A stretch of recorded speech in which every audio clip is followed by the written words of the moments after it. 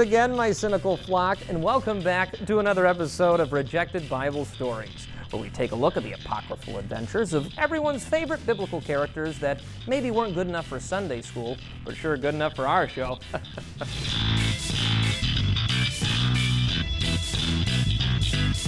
Today's heretical hobnobbery takes us to ancient Rome in the years following the brutal death and glorious resurrection of God's only Son. It is in the capital of the Roman Empire where Peter the Apostle is faced with one of the biggest challenges of his ministry, namely a magician named Simon. Now you see, folks, in the years before magicians were reduced to entertaining 8-year-olds in backyards or senior citizens in Vegas casinos, they were considered to have a direct connection with a god, a demon, or whomever the magician felt like telling his audience as he pulled a rabbit out of a hat. You know. The particular problem that Peter had with Simon was twofold. For starters, Simon, pretentious and postulating of a prick that he wasn't telling people that his magical powers came from God. He straight up was telling them he was God. And secondly, and probably the worst of Peter's problems, the dumb citizens of ancient Rome actually believed Simon. Now here's where the traditional biblical Peter would have had a problem due to the lack of magical powers of his own to challenge schmucky Simon.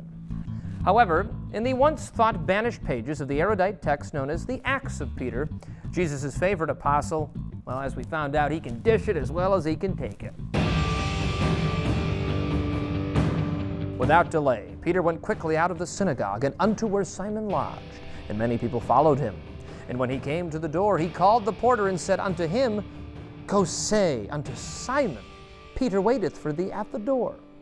The porter immediately entered the lodge and informed Simon the magician that a very angry apostle awaited him at the door, along with an accompanying mob, to which Simon responded with the only appropriate answer in such circumstances, Tell him I'm not here.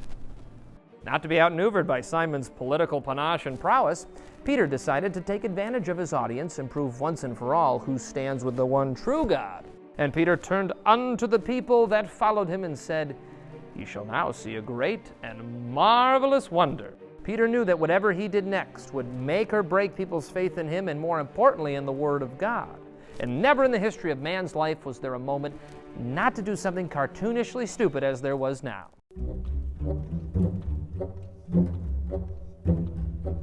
And Peter, seeing a great dog bound with a strong chain, went to him and loosened him, and he was granted the gift of speech.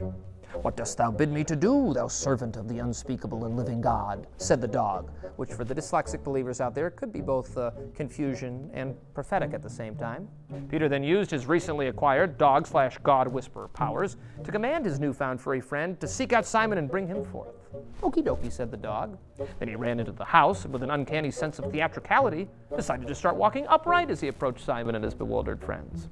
Thou Simon, Peter the servant of Christ, who standeth at the door, saith unto thee, Come forth abroad, for thy sake, as I come to Rome, thou most wicked one and deceiver of simple souls. To which Simon responded with the only appropriate answer one can give a talking dog, Tell him I'm not here. The dog, baffled by the level of spinelessness contained within one man, replied, Art thou not ashamed to utter thy feeble and useless words against Peter, the minister and apostle of Christ? Cursed therefore thou shalt be, thou enemy and corrupter of the way of the truth of Christ. The dog then raced back, surprisingly on all 4 legs this time, to inform Peter of how much of a colossal pussy Simon the magician really was, and then excitedly awaited further instruction from his master. Now you might think surely this was only the beginning of an adventure that Peter and his prophetically preaching, perfectly postured pup would have converted non-believers all throughout the Roman Empire, right? Well, so we thought.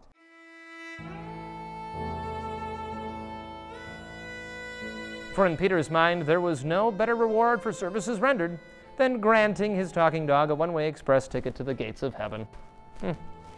It happens to the best of pets. As for Simon the magician, he got to stick around ancient Rome a bit longer, but his reputation as a powerful illusionist and a first-class douche were seriously questioned by the citizens of Rome. For Simon was never able to use his alleged magical powers to do anything as impressive as granting a dog the ability to talk in Shakespearean-like prose, nor did he ever do something as schmucky as then killing said dog as a reward for doing everything he was told to do. Well, Simon says, thus endeth the lesson for today. Until next time.